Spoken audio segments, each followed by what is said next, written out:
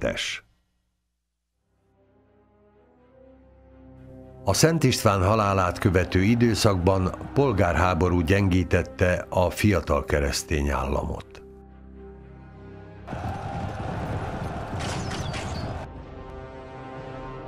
A ménfői csatában 1044-ben harmadik Henrik lovagi serege elsöprő győzelmet aratott, és ettől kezdve a császárok igényt formáltak a magyar vazallitásra. Orzeoló Péter második uralkodásának a pogánylázadás és az István által megvakított vazul 3 fiának támadása vetett véget. András és Béla együtt konszolidálta az Árpád-ház és a kereszténység hatalmát. András királyként, Béla hercegként uralkodott saját területén. Henrik nagy sereget szervezett Magyarország ellen, hogy biztosítsa hűbérúri jogait. 1051. júliusában a német-római birodalom egész serege Regensburgnál gyülekezett. Felvonultak a bajorok, szászok, svábok, a lombardok, karantánok, lengyelek, csehek, a birodalmi hercegek, határgrófok csapatai és a püspöki és apáti seregek. Több ezer lovag és jelentős méretű gyalogság.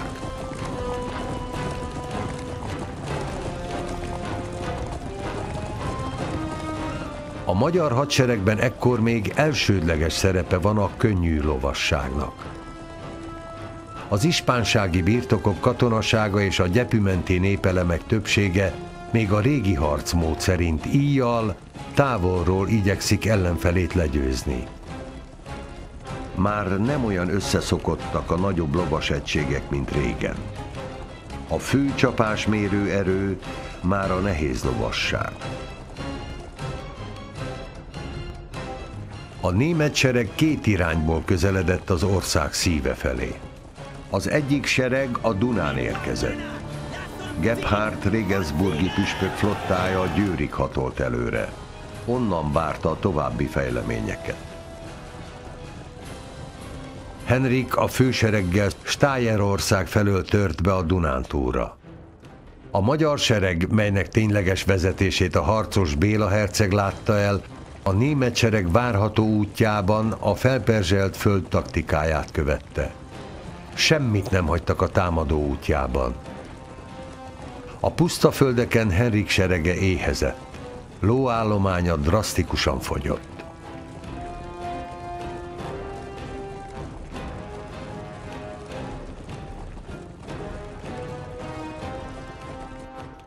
Béla herceg seregeit a németek hátába, a Zala és a Rába folyók vidékére küldte, hogy az ellenfelet hermetikusan elzárja forrásaitól. A magyar lovagi seregek messziről követték a németek vonulását, de könnyű lovasságunk folyamatosan csatározott velük. Kisebb seregrészeket leszakítva, az utóvédek vonulását elvágva részenként fogyasztották a birodalmi sereget.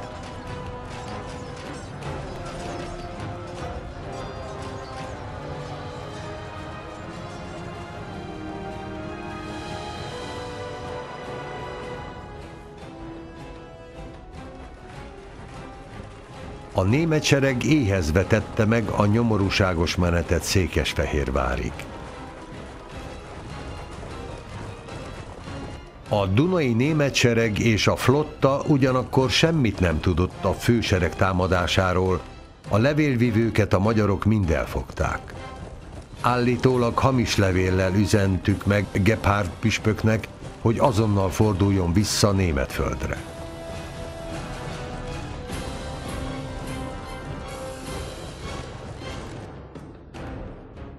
A végleg kimerült császári sereg egyetlen lehetősége a túlélésre az volt, ha elfoglalja a várost, megszerzi az abban felhalmozott készleteket.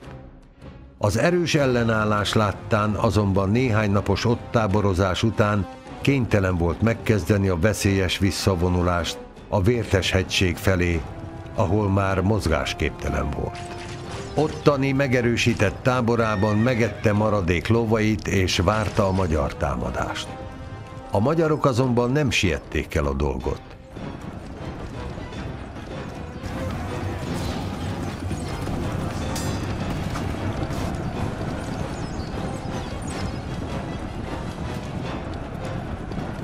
Éjjelenként zaklatták a németeket, belövöldöztek a táborba, a német lovagok kénytelenek voltak gödröket ásni és abban aludni. A magyarok zaklatásai és az éhezés a további vonulást lehetetlenné tette, a német sereg felbomlott.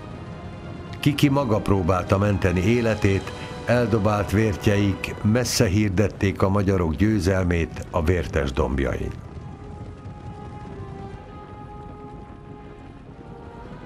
A német sereg a Vértes hegységben tört meg, de még képes volt visszaküzdenie magát a Duna vonalára, és óriási veszteségekkel, de elhagyta az országot.